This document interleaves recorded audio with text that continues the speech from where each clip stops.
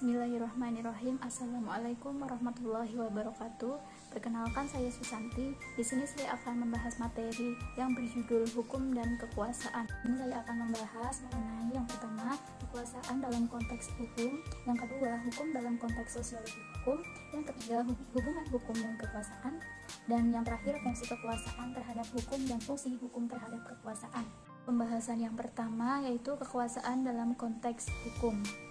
Kekuasaan diartikan sebagai konsep hubungan sosial dominatif yang menggambarkan adanya suatu kekuatan yang dimiliki oleh seseorang atau satu peranata untuk memaksakan kehendaknya kepada orang lain yang dilaksanakan melalui penetapan perintah-perintah atau pembuatan aturan-aturan tingkah laku sehingga orang lain menjadi tunduk dan patuh terhadap perintah dan aturan tingkah laku tersebut. Nah, untuk yang selanjutnya yaitu ada hukum dalam konteks sosiologi hukum.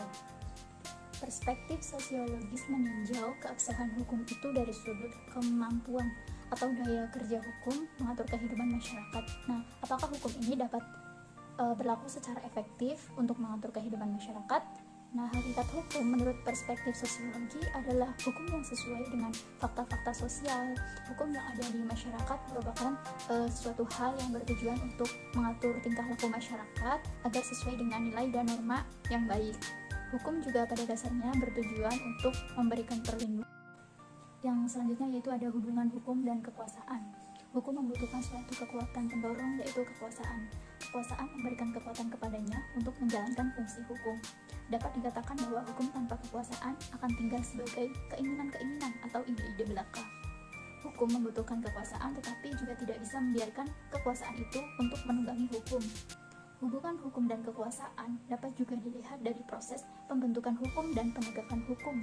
Dalam proses pembentukan hukum, hukum merupakan cermin dari kekuasaan. Apabila kekuasaan lahir dari nalar dan proses politik yang bersih dan beretika, maka hukum yang lahir adalah hukum yang adil dan berkeadaban. Sebaliknya, apabila kekuasaan lahir dari nalar dan proses politik yang tuna etika, maka hukum yang tercipta adalah hukum yang jauh dari kata ramah terhadap masyarakat. Untuk pembahasan yang terakhir yaitu fungsi hukum terhadap kekuasaan dan fungsi kekuasaan terhadap hukum. Kekuasaan mempunyai fungsi sebagai alat untuk membentuk hukum, menegakkan hukum, dan melaksanakan hukum.